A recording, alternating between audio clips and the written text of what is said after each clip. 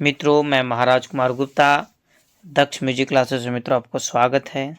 साथियों, बिहार शिक्षक भर्ती 2025 या बीपीएससी टीआरई 4.0 या फिर मित्रों स्टेट फेज 3 की मित्रों तैयारी करना चाहते हैं तो यह क्लास मित्रों आपके लिए अति महत्वपूर्ण है। साथियों, बताते चले कि इस चैनल पर प्रतिदिन म्यूजिक के क्लास रात्रि 8 बजे लिए जाते हैं, अतः मित्रों प्रतिदिन क्लास को आप जरूर ज्वाइन करें। साथियों, बताते चलें कि दिए हुए नंबर के माध्यम से आप मित्रों हमसे कांटेक्ट करके मित्रों म्यूजिक का संपूर्ण कोर्स मित्रों परचेज कर सकते हैं, जिससे कि रिजल्ट आपका 100% होने की चांस बनता है। साथियों, बताते चलें कि आज का पहला प्रश्न हमारा है, राग में जिस स्वर की प्रधानता हो वह स्वर क्या कहलाता है। राग में जिस स्वर की प्रधानता हो वह स्वर क्या कहलाता है। ए में आपका मंद्र है, बी में अपन्यास है, सी में अंश है, डी में आपका न्यास है। साथियों, फट से बताइए, राग में जिस स्वर की प्रधानता हो उसे क्या कहते हैं। मित्रों, बताते चले कि 2 नंबर प्रश्न का आंसर आप कमेंट्स में जरूर बताइए कि राग में जिस स्वर की प्रधानता होती है उसे मित्रों हम लोग अंश कहते हैं। ऑप्शन नंबर सी हमारा सही है। अगला प्रश्न हमारा है, आधुनिक रागों में प्रारंभिक स्वर क्या होता है। आधुनिक रागों में प्रारंभिक स्वर क्या होता है। ए में आपका मध्य षडज है, बी में मंद्र निषाद है, सी में शुद्ध दैवत है, डी में आपका पंचम न्यास है। साथियों, फट से बताइए कि आधुनिक रागों में प्रारंभिक स्वर क्या होता है। तो 3 नंबर प्रश्न का आंसर हमारा हो जाएगा, आधुनिक रागों में प्रारंभिक स्वर जो मित्रों होता है उसे हम लोग मध्य षडज, ऑप्शन नंबर एप्पल हमारा सही है। ठीक है। अगला प्रश्न हमारा है कि वर्तमान समय में प्रत्येक राग का समापन किस पर होता है। वर्तमान समय में प्रत्येक राग का समापन किस पर होता है। ए में आपका न्यास पर, बी में अपन्यास पर, सी में मध्य षडज पर, डी में आपका मंद्र निषाद पर। साथियों, फट से बताइए कि वर्तमान समय में प्रत्येक राग का समापन किस पर होता है। तो 4 नंबर प्रश्न का आंसर हमारा हो जाएगा ऑप्शन नंबर सी, मतलब मध्य षडज पर। ऑप्शन नंबर सी हमारा क्या है मित्रों, सही है। इस प्रकार साथियों, अगला प्रश्न हमारा है कि वर्तमान समय में निम्न में से किसे संगीत रूपी भाषा का विराम चिन्ह कहा जा सकता है। ए में आपका है न्यास को, बी में अपन्यास को, सी में अल्पत्व को, डी में आपका न्यास अपन्यास को। मित्रों, 5 नंबर प्रश्न का आंसर आप जरूर बताइए कि वर्तमान समय में निम्न में से किसे संगीत रूपी भाषा का विराम चिन्ह कहा जा सकता है। तो मित्रों, 5 नंबर प्रश्न का आंसर आप कमेंट्स में जरूर बताइए और कोशिश कीजिए कि सभी प्रश्नों का आंसर कमेंट्स में जरूर देते चलें। तो 5 नंबर प्रश्न का आंसर हमारा हो जाएगा option number D. Option number D कहने का मतलब कि न्यास अपन्यास नहीं। अगला प्रश्न हमारा है कि सप्तक के कितने प्रकार माने गए हैं। ए में आपका 2 है, बी में 3 है, सी में 5 है, डी में आपका 7 है। फट से मित्रों बताइए कि सप्तक के कितने प्रकार माने गए हैं। तो 6 नंबर प्रश्न का आंसर हमारा हो जाएगा, सप्तक के जो मित्रों प्रकार माने गए हैं उनकी संख्या कितनी है, तो 5 है। सप्तक 7 होते हैं परंतु सप्तक के कितने प्रकार है, तो 5 है, ये आपको याद रखना है। अगला प्रश्न मित्रों, निम्न में से कौन सप्तक के प्रकार में शामिल नहीं है। वितुब्र, मंद्र, मध्य या तार। फट से मित्रों बताइए कि 7 नंबर प्रश्न का आंसर क्या होगा कि निम्न में से कौन सप्तक के प्रकार में शामिल नहीं है। तो 7 नंबर प्रश्न का आंसर हमारा हो जाएगा विद्रूप। मित्रों, सप्तक के प्रकार में शामिल नहीं है, बाकी तार, मंद्र और मध्य सप्तक के प्रकार है। ठीक है। अगला प्रश्न हमारा है, मंद्र सप्तक में कौन सा लय अधिक कर्णप्रिय प्रतीत होता है। ए में आपका मध्य लय है, बी में द्रुत लय है, सी में विलंबित लय है, डी में आपका इनमें से कोई नहीं। साथियों, फट से बताइए कि मंद्र सप्तक में कौन सा लय अधिक कर्णप्रिय प्रतीत होता है।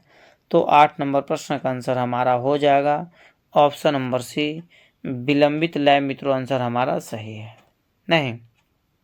अगला प्रश्न साथियों कि निम्न में से कौन सा राग तार सप्तक में अधिक रंजक नहीं प्रतीत होता है।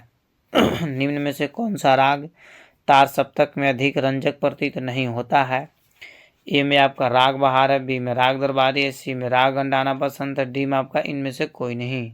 साथियों बताइए कि 9 नंबर प्रश्न का आंसर क्या होगा कि निम्न में से कौन सा राग तार सप्तक में अधिक रंजक नहीं प्राप्त होता है। तो 9 नंबर प्रश्न का आंसर हमारा हो जाएगा ऑप्शन नंबर बी, राग दरबारी। बी आंसर क्या है, सही है। ठीक है, इस प्रकार मित्रों अगले प्रश्न पर ध्यान दीजिएगा कि निम्न में से कौन सा राग गंभीर प्रकृति का माना जाता है।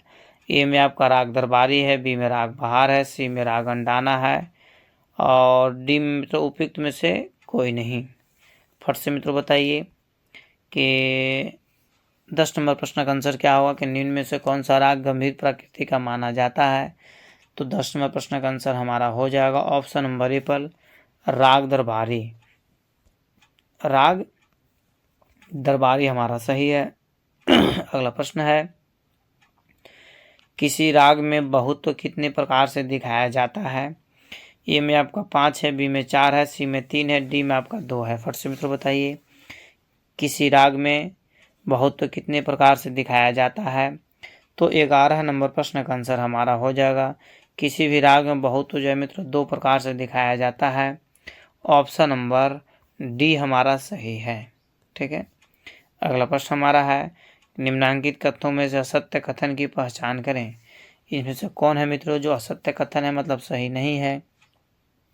12 नंबर प्रश्न का मित्रों चारों का चारों ऑप्शन आपको मित्रों अवेलेबल है और अभी हम तुरंत कुछ देर पहले ही बता चुके हैं कि किसी भी राग में बहुत तो 5 प्रकार से दिखाया जाता है। यही क्या है, गलत है, क्योंकि अभी तो अंदर बताया कि बहुत तो जैसे 7 प्रकार से दिखाया जाता है, यहाँ पर मित्रों 5 प्रकार दिया हुआ है, अर्थात ऑप्शन नंबर सी हमारा क्या है, सही है। ठीक है, क्योंकि असत्य कथन को पहचानना था, सी असत्य कथन है। ठीक है, अगला प्रश्न हमारा है कि निम्नांकित कथनों में से कौन सा कथन सही है। इसमें से मित्रों आपको सही कथन को बताना है। ए बी सी डी चारों का चारों ऑप्शन मित्रों आपके पास अवेलेबल है, डिस्प्ले पे मित्रों आपको नजर आ रहा है। अब 13 नंबर प्रश्न को आंसर जरूर बताइए, निम्नांकित कथनों में से कौन सा कथन सही है। साथियों बताते चले कि 13 नंबर प्रश्न का आंसर हमारा हो जाएगा ऑप्शन नंबर बी, राग दरबारी में गंधार का अभ्यास बहुत दिखाया जाता है। यही क्या है, सही है। नहीं, इस प्रकार साथियों अगले प्रश्न पर ध्यान दीजिएगा, राग विस्तार के समय जिस स्वर को छोड़ दिया जाए वह स्वर क्या कहलाता है। अनभ्यास अल्पत्व, लांघन अल्पत्व, अलांघन अल्पत्व या अभ्यास बहुत्व। मित्रों बताइए कि 14 नंबर प्रश्न का आंसर क्या होगा कि राग विस्तार के समय जिस स्वर को छोड़ दिया जाए वह स्वर क्या कहलाता है। तो 14 नंबर प्रश्न का आंसर मित्रों आप कमेंट्स में जरूर बताइए। साथियों बताते चले कि 14 नंबर प्रश्न का आंसर हमारा हो जाएगा ऑप्शन नंबर बी, मतलब लांघन अल्पत्व। ठीक है, इस प्रकार साथियों अगले प्रश्न पर ध्यान दीजिएगा, निम्न में से किस में स्वर को राग का विस्तार करते समय छोड़ा तो नहीं जा सकता परंतु उस पर न्यास भी नहीं किया जा सकता। ए में आपका है अनभ्यास अल्पत्व, बी में है लांघन अल्पत्व, सी में अलांघन बहुत्व और डी में आपका है अभ्यास बहुत्व। मित्रों फट से बताइए कि 15 नंबर प्रश्न का आंसर क्या होगा।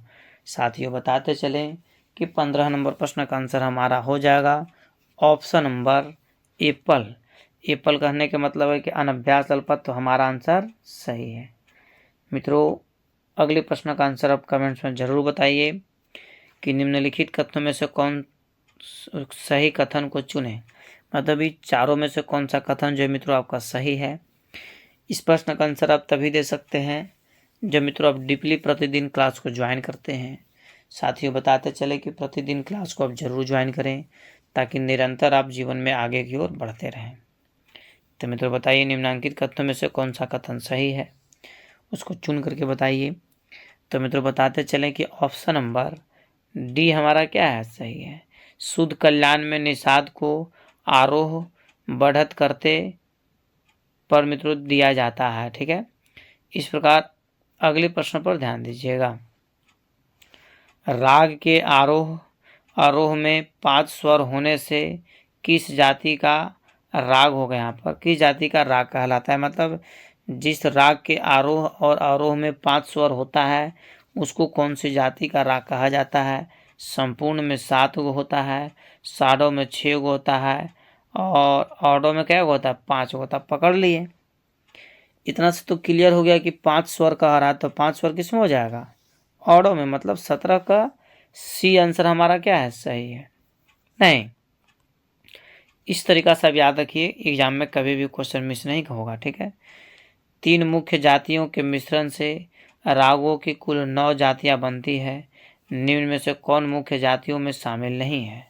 संपूर्ण, अस्थाई, साडो, आडव। ये तो ऐसे आईना की तरह मित्रों इस प्रश्न का आंसर आपको नजर आ रहा है, क्योंकि संपूर्ण हम बतावे किए कि जाति है, साडो बतावे किए कि जाति है, आडव जाति है, तो अस्थाई कोई जाति नहीं है, ठीक है। इस प्रकार आपका बी हमारा क्या है सही आंसर है। नहीं, अगला प्रश्न साथियों कि जिन स्वरों में 2 श्रुतियां का अंतर पाया जाता है वह परस्पर क्या कहलाता है। ए में आपका वादी स्वर है, बी में समवादी स्वर है, सी में विवादी स्वर है, डी में आपका विरोधी स्वर है। मित्रों बताइए कि जिन स्वरों में 2 श्रुतियों का अंतर पाया जाता है उसे मित्रों परस्पर क्या कहते हैं। तो 19 नंबर प्रश्न का आंसर हमारा हो जाएगा विरोधी स्वर कहते हैं। ऑप्शन नंबर डी मित्रों हमारा क्या है सही है। अगला प्रश्न साथियों, संगीत समय सार के अनुसार प्रच्छदान्योयवादी तोप्यों में अनुवादी स्वर किस रूप में राग का सौंदर्य वर्धन करते हैं। ए में आपका है राजा की भूमिका में, बी में मंत्री की भूमिका में, सी में प्रजा के रूप में, डी में आपका विवादी के रूप में। मित्रों बताइए कि 20 नंबर प्रश्न का आंसर क्या होगा। अति महत्वपूर्ण प्रश्न साथियों, और सभी प्रश्नों का आंसर कमेंट्स में जरूर दिया कीजिए ताकि साथियों 100% आपका रिजल्ट हो सके। गलती होने से डरने की ज़रूरत नहीं है। तो 20 नंबर प्रश्न का आंसर हमारा हो जाएगा राजा की भूमिका में, ठीक है। वादी स्वर किसके रूप में रहता है तो राजा की भूमिका में रहता है मित्रों। अगला प्रश्न हमारा है कि वर्णों का क्रमानुसार व नियमित प्रयोग क्या कहलाता है। वर्णों का क्रमानुसार व नियमित प्रयोग क्या कहलाता है। ए में आपका आलाप है, बी में अलंकार है, सी में तान विविधता है, डी में आपका गमक है। मित्रों बताइए कि 21 नंबर प्रश्न का आंसर क्या होगा कि वर्णों का क्रमानुसार व नियमित प्रयोग क्या कहलाता है। तो 21 नंबर प्रश्न का आंसर हमारा हो जाएगा मित्रों वह अलंकार कहलाता है। ऑप्शन नंबर बी हमारा क्या है सही है। नहीं, इस प्रकार साथियों अगले प्रश्न पर केयर कीजिएगा। वर्ण कितने प्रकार के होते हैं, फट से मित्रों बताइए कि वर्ण कितने प्रकार के होते हैं। फटाफट मित्रों कमेंट्स में आंसर देते चलिए ताकि 100% आपको याद हो जाए। तो वर्ण कितने प्रकार के होते हैं 8, 7, 5 और 4। मतलब संगीत में वर्ण कितने प्रकार के होते हैं मित्रों बताते चले कि 22वें प्रश्न का आंसर हमारा हो जाएगा संगीत में कुल वर्णों की संख्या मित्रों 4 है, मतलब ऑप्शन नंबर डी हमारा सही है। साथियों 23 नंबर प्रश्न पर ध्यान दीजिएगा। एक ही स्वर को एक या अधिक बार लगाना क्या कहलाता है। ए में आपका आरोही वर्ण है, बी में अवरोही वर्ण है, सी में स्थायी वर्ण है, डी में आपका संचार वर्ण है। साथियों फट से बताइए एक ही स्वर को एक या अधिक बार लगाना क्या कहलाता है। तो 23 नंबर प्रश्न का आंसर हमारा हो जाएगा उसे मित्रों हम लोग एक ही बार जो प्रयोग या एक से अधिक उसका स्थायी वर्ण कहते हैं। ऑप्शन नंबर सी हमारा क्या है सही है। साथियों अगले प्रश्न पर ध्यान दीजिएगा। संचारी वर्ण के संबंध में कौन सा कथन सत्य है। चारों का चारों ऑप्शन मित्रों आपके पास अवेलेबल है। फट से बताइए कि संचारी वर्ण के संबंध में कौन सा कथन सत्य है। तो 24 नंबर प्रश्न का आंसर मित्रों आप जरूर बताइए कि संचारी वर्ण के संबंध में कौन सा कथन सत्य है। तो 24 नंबर प्रश्न का आंसर साथियों हो जाए ऑप्शन नंबर डी। आलाप में स्थायी, आरोही एवं आरोही तीनों ही वर्ण का मिश्रित प्रयोग संचारी वर्ण कहलाता है। मतलब संचारी वर्ण का आपका डिफिनेशन भी यहाँ पर हो गया। नहीं साथियों अगला प्रश्न हमारा है कि निम्न में से कौन गमक के प्रकारों में शामिल नहीं है। मित्र बताते चले कि कुल गमकों की संख्या 6 होती है, तो आपको बताना है कि निम्न में से कौन गमक के प्रकार नहीं है। जमजमा, पुरिया, घसीट या मुर्की। फट से मित्रों बताइए कि निम्नलिखित में से कौन जो ऐसे गमक के प्रकार नहीं है। तो 25 नंबर प्रश्न का आंसर हमारा हो जाएगा पुरिया जो है मित्रों गमक के प्रकार नहीं है। ऑप्शन नंबर बी हमारा क्या है सही है। अगला प्रश्न हमारा है पंडित सारंग देव ने गमक के कितने प्रकार बताए हैं? पंडित सारंग देव ने गमक के कितने प्रकार बताए हैं? ए में आपका 15 है, बी में 21 है, सी में 27 है, डी में आपका 32 है। मित्रों फट से बताइए कि पंडित सारंग देव ने गमक के कितने प्रकार बताए हैं। तो 26 नंबर प्रश्न का आंसर हमारा हो जाएगा पंडित सारंग देव ने गमक के कुल 15 प्रकार बताए हैं। ऑप्शन नंबर एप्पल हमारा सही है। अगला प्रश्न मित्रों, संगीत रत्नाकर में कितने अस्थाई बताए गए हैं? साथियों बताइए कि संगीत रत्नाकर में कितने अस्थाई बताए गए हैं। ए में आपका 75 है, बी में 86 है, सी में 96 है, डी में आपका 100 है। साथियों बताइए कि संगीत रत्नाकर में कितने अस्थाई बताए गए हैं। तो 27 नंबर प्रश्न का आंसर हमारा हो जाएगा संगीत रत्नाकर में कुल अस्थाई की संख्या मित्रों 96 बताया गया है।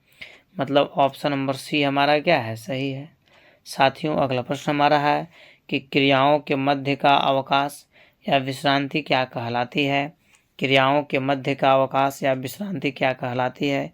ए में आपका तान है, बी में आलाप है, सी में श्रुति है, डी में आपका लय है। साथियों बताइए कि क्रियाओं के मध्य का अवकाश या विश्रांति क्या कहलाती है। तो 28 नंबर प्रश्न का आंसर हमारा हो जाएगा option number D. Option number D कहने का मतलब है कि लय आंसर हमारा क्या है, सही है। मित्रों जैसे ही हम प्रश्न को पढ़ते हैं वैसे ही साथियों आप जैसे कमेंट्स में आंसर देना शुरू कर दिया कीजिए। एक चीज़ और मित्रों, यदि इस चैनल पर पहली बार विजिट कर रहे हैं तो आप हमारे चैनल को जरूर सब्सक्राइब करें और इसे अपने स्टडी ग्रुप में साथियों जरूर शेयर करें। भारतीय संगीत में कितने प्रकार के लय माने गए हैं? भारतीय संगीत में कितने प्रकार के लय माने गए हैं? ए में आपका 2 है, बी में 3 है, सी में 5 है, डी में आपका 7 है। साथियों फट से बताइए कि भारतीय संगीत में कितने प्रकार के लय माने गए हैं। तो 29 नंबर प्रश्न का आंसर हमारा हो जाएगा ऑप्शन नंबर बी। भारतीय संगीत में मित्रों लय जो है 3 प्रकार के माने गए हैं। ऑप्शन नंबर बी हमारा क्या है, सही है। साथियों अगला प्रश्न हमारा है कि निम्न में से कौन लय के प्रकार में शामिल नहीं है? ए में आपका विलंबित है, बी में अति विलंबित है, सी में मध्य है, डी में आपका द्रुत है। साथियों फट से बताइए कि निम्न में से कौन लय के प्रकार में शामिल नहीं है। तो विलंबित, अति विलंबित, मध्य या द्रुत है। मित्रों इस प्रश्न का आंसर आपको डायरेक्ट वे में आंसर दीजिए क्योंकि मित्रों बहुत ही इजी और आसान प्रश्न है।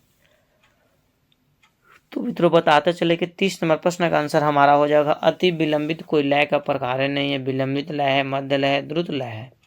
मतलब बी नंबर आंसर हमारा क्या है, सही है। अगला प्रश्न हमारा है लय के आधार पर भारतीय संगीत में असंख्य तालों का निर्माण कितने प्राणों के आधार पर हुआ है? फट से मित्र बताइए कि लय के आधार पर भारतीय संगीत में असंख्य तालों का निर्माण कितने प्राणों के आधार पर हुआ है। ए में आपका 5 है, बी में 8 है, सी में 10 है, डी में आपका 12 है। साथियों फट से बताइए कि 31 नंबर प्रश्न का आंसर क्या होगा। मित्रों बताते चलें कि 31 नंबर प्रश्न का आंसर हमारा हो जाएगा 10। ऑप्शन नंबर सी हमारा क्या है, सही है। अगला प्रश्न हमारा है कि निम्न में से कौन प्राण के प्रकार में शामिल है। फट से बताइए कि निम्न में से कौन प्राण के प्रकार में शामिल है। ए में आपका सम है, बी में ताली है, सी में खाली है, डी में आपका मार्ग है। मित्रों फट से बताइए कि निम्न में से कौन प्राण के प्रकार में शामिल है। तो 32 नंबर प्रश्न का आंसर हमारा हो जाएगा। मित्रों बताते चले कि 32 नंबर प्रश्न का आंसर हो जाएगा ऑप्शन नंबर डी। मतलब मार्ग क्या है, सही आंसर है नहीं। इस प्रकार साथियों अगले प्रश्न पर ध्यान दीजिएगा। निम्न में से कौन प्राण के प्रकारों में शामिल नहीं है। वहाँ था कि प्राण के प्रकार में शामिल है, यहाँ है कि प्राण के प्रकार में शामिल नहीं है। क्वेश्चन को थोड़ा सा घुमा दिया है, आपको ध्यान देने की जरूरत है। सम, मार्ग, यति या काल। फट से मित्रों बताइए कि निम्न में से कौन प्राण के प्रकार में शामिल नहीं है। चारों का चारों ऑप्शन मित्रों आपके पास अवेलेबल है। आप फट से कमेंट्स में आंसर दीजिए कि निम्नलिखित में से कौन जैसे प्राण के प्रकार में शामिल नहीं है। तो 33 नंबर प्रश्न का आंसर सम जैसे मित्रों प्राण नहीं है, यह गान है। ऑप्शन नंबर एप्पल क्या है, सही है। ठीक है। अगला प्रश्न हमारा है कि निम्न में से कौन निबंध गान के उदाहरण नहीं है। ए में आपका प्रबंध है, बी में आलाप है, सी में धमार है, डी में आपका दादर है। मित्रों फट से बताइए कि निम्न में से कौन निबंध गान के उदाहरण नहीं है। तो 34 नंबर प्रश्न का आंसर मित्रों आप कमेंट्स में जरूर बताइए कि निम्न में से कौन निबंध गान के उदाहरण नहीं है। तो 34 नंबर प्रश्न का आंसर हमारा हो जाएगा ऑप्शन नंबर बी, आलाप है। आलाप कहने का मतलब है कि बी आंसर हमारा मित्रों सही है। अगले प्रश्न पर साथियों ध्यान दीजिएगा। और किस कोटि की बंदिशों राग का संपूर्ण ढांचा प्रस्तुत करने में सक्षम होती है। किस कोटि की बंदिशों राग का संपूर्ण ढांचा प्रस्तुत करने में सक्षम होती है। मित्रों 4 ऑप्शन आपके पास अवेलेबल है। पहला आपका है ए में निम्न कोटि की बंदिश, बी में मध्य कोटि की बंदिश और सी में हमारा ऑप्शन है उच्च कोटि का बंदिश और डी में उपयुक्त में से सभी सही है। तो मित्रों बताइए कि 35 नंबर प्रश्न का आंसर क्या होगा। मित्रों अति महत्वपूर्ण प्रश्न हमारा है और आप कमेंट्स में जरूर बताइए कि 35 नंबर प्रश्न का आंसर क्या होगा। तो मित्रों 35 नंबर प्रश्न का आंसर हमारा हो जाएगा उच्च कोटि का बंदिश, ऑप्शन नंबर सी हमारा सही है। ठीक है। अगला प्रश्न साथियों, हिंदी साहित्य में कितने अस्थायी भावों की चर्चा है। हिंदी साहित्य में कितने अस्थायी भावों की चर्चा है। ए में आपका 5 है, बी में 9 है, सी में 12 है, डी में आपका 15 है। साथियों फट से बताइए कि हिंदी साहित्य में कितने अस्थायी भावों की चर्चा है। तो 36 नंबर प्रश्न का आंसर मित्रों हमारा हो जाएगा ऑप्शन नंबर बी, 9 आंसर मित्रों हमारा क्या है सही है। नहीं, हिंदी साहित्य में कितने अस्थायी भावों की चर्चा है तो 9 मतलब बी आंसर हमारा सत्य है। अगला प्रश्न साथियों, रति भाव से किस रस की उत्पत्ति मानी जाती है। फट से मित्रों बताइए कि रति भाव से किस रस की उत्पत्ति मानी जाती है। ए में आपका वीर रस की, बी में अद्भुत रस की, सी में हास्य रस की, डी में आपका श्रृंगार रस की। साथियों फट से बताइए कि रति भाव से किस रस की उत्पत्ति मानी जाती है। तो 37 नंबर प्रश्न का आंसर हमारा हो जाएगा ऑप्शन नंबर डी, श्रृंगार रस। मित्रों आंसर हमारा क्या है सही है। नहीं, इस प्रकार साथियों अगले प्रश्न पर ध्यान दीजिएगा। उत्पत्ति के आधार पर दिए गए भाव रस युग्म में से सत्य युग्म की पहचान करें। उत्पत्ति के आधार पर दिए गए भाव रस युग्मों में असत्य युग्म की पहचान करें। ए में आपका शोक करुण है, बी में आपको क्रोध भयानक है, सी में आपका विस्मय अद्भुत है, डी में आपका निर्वेक शांत है। मित्रों फट से बताइए कि उत्पत्ति के आधार पर दिए गए भाव रस युग्म में से असत्य युग्म की पहचान करें। तो 38 नंबर प्रश्न का आंसर मित्रों आप कमेंट्स में जरूर बताइए, क्योंकि मित्रों अति महत्वपूर्ण प्रश्न है और कोशिश कीजिए कि सभी प्रश्नों का आंसर कमेंट्स में दें। गलती से मित्रों डरने की जरूरत नहीं है, गलती हो जाएगा तो हो जाएगा। तो 38 नंबर प्रश्न का आंसर हमारा हो जाएगा क्रोध भयानक, ऑप्शन नंबर बी हमारा सही है। साथियों अगला प्रश्न हमारा है कि निम्नांकित में से किस रस को वर्तमान समय में कहीं कहीं दशम रस के रूप में माना जाता है। तो ए में हमारा वीर रस, बी में हास्य रस, सी में रौद्र रस, डी में मित्रों वात्सल्य रस। फट से मित्रों बताइए कि निम्नांकित में से किस रस को वर्तमान समय में कहीं कहीं दशम रस के रूप में माना जाता है। तो 39 नंबर प्रश्न का आंसर मित्रों हमारा हो जाएगा option number D. Option number D कहने का मतलब है साथियों कि वात्सल्य रस हमारा क्या है सही है। ठीक है। इस प्रकार साथियों अगले प्रश्न पर ध्यान दीजिएगा। अगला प्रश्न हमारा है और बारीकी से केयर कीजिएगा। ठीक है। करुण रस की उत्पत्ति किस रस द्वारा होती है।